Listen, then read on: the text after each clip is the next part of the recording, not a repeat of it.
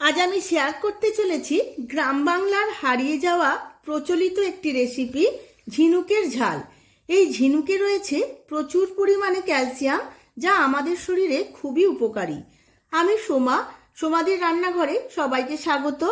আমি ঘরোয়া সামান্য উপকরণে সহজেই বানিয়ে দেখাবো। আপনারা বানিয়ে দেখতে পারেন, বাড়ির সবার খুবই ভালো লাগবে। তার জন্য সম্পূর্ণ ভিডিওটি দেখতে হবে। আমার চ্যানেলে নতুন বন্ধুদের কাছে অনুরোধ, আমার চ্যানেলটিকে সাবস্ক্রাইব করে পাশে থাকা বেল আইকনটি প্রেস করে রাখবেন, যাতে আমার সমস্ত রান্নার নোটিফিকেশন সবার আগে আপনাদের কাছে পৌঁছে যায়। আর ফেসবুক বন্ধুদের কাছে অনুরোধ, পেজটিকে ফলো করার জন্য। চলুন দেখে নেওয়া যাক রেসিপিটি।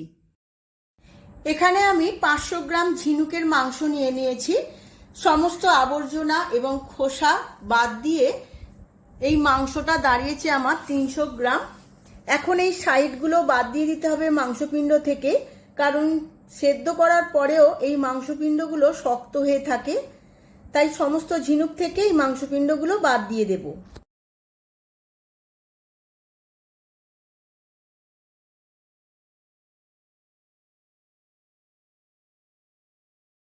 এখন এই ঝিনুকের মাংসগুলো আমি কুকারে করে 3টে সিটি দিয়ে সেদ্ধ করে নেব। ঝিনুকের মাংসগুলো কুকারে করে সেদ্ধ করে নিলে রান্না করার সময় খুব নরম থাকে এবং খেতেও খুব ভালো লাগে। এবার এদিকে আমি তেল বসিয়ে দিয়েছিলাম, তেলটা গরমও হয়ে গেছে। এবার কেটে রাখা আলুগুলো আমি তেলের মধ্যে আলুগুলোর মধ্যে অল্প নুন আর হলুদ দিয়ে রাঙা রাঙা করে ভেজে নেব। এখানে আমি লম্বা লম্বা করে আলু দিয়েছি, আপনারা চাইলে আলু নাও দিতে পারেন, শুধুও করতে পারেন। এবার ভাজা হয়ে গেছে আলুগুলো, এবার তেল ছেঁকে তুলে নেব। আলু ভাজার তেলের মধ্যে দিয়ে দেব একটু ফোড়ন।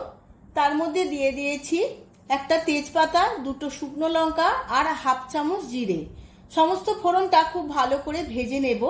এবার এর মধ্যে দিয়ে দেব কেটে রাখা একটা বড় সাইজের পেঁয়াজ। পেঁয়াজটাও আমি খুব ভালো করে ভেজে নেব। পেঁয়াজগুলো ভাজতে ভাজতে দিয়ে দেব একটা গোটা টমেটো।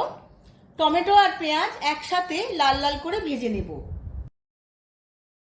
এই সময় দিয়ে দেব 1 চামচ কাশ্মীরি লঙ্কার গুঁড়ো, যাতে কারির কালারটা খুব সুন্দর হয়। অনেকটাই টমেটোগুলো নরম হয়ে গেছে। এবার টমেটোগুলো এইভাবে খুন্তিতে করে কেটে কেটে দেব। টমেটো পেঁয়াজ খুব ভালো করে ভাজা হয়ে গেছে। এবার এর মধ্যে দিয়ে দেব 1 চামচ রসুন বাটা।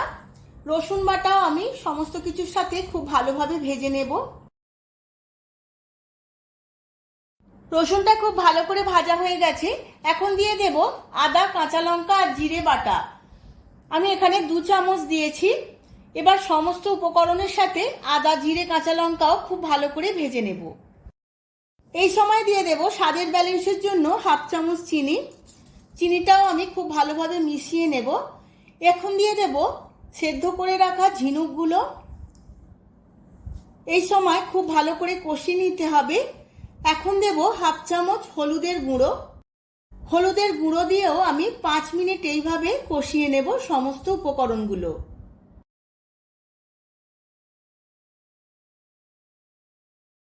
সমস্ত কিছু 5-7 মিনিট কষিয়ে নেওয়ার পর দিয়ে দেব ভেজে রাখা আলুগুলো। আলুগুলো আমি 1 মিনিট নাড়াচাড়া করে নেব। এবার দিয়ে দেব পরিমাণ মতো জল। পরিমাণ মতো জল দিয়ে খুব ভালো করে মিশিয়ে নিয়েছি। এখন দেব স্বাদ মতো নুন। এবার চাপা দিয়ে 5 মিনিট সেদ্ধ করে নেব।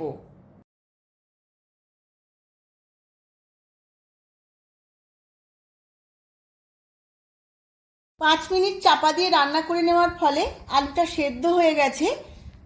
রান্নাটা আমার একদম শেষের পথে। এবার ওপর থেকে দিয়ে দেব 1 চামচ শাহি গরম মশলার গুঁড়ো। খুব ভালো করে নাড়াচাড়া করে নেব। গ্যাসের ফ্লেমটা অফ করে দিয়ে আমি কিছুক্ষণ পরে সার্ভ করে নেব। আমি সার্ভ করে নিয়েছি। গরম ভাতের পাতে এইরকম একটি ঝিনুকের ঝাল থাকলে একদম জমে যাবে। আপনারাও একবার এইভাবে বাড়িতে বানিয়ে ফেলুন। আর কেমন লাগলো আমার কমেন্ট বক্সে কমেন্ট করে জানান। ভিডিওটা যদি ভালো লেগে থাকে ভিডিওটিতে প্রচুর প্রচুর লাইক ও শেয়ার করবেন। আজ তাহলে আসি, আবার দেখা হবে পরবর্তী ভিডিওতে নতুন আরও একটি রেসিপি নিয়ে। ধন্যবাদ।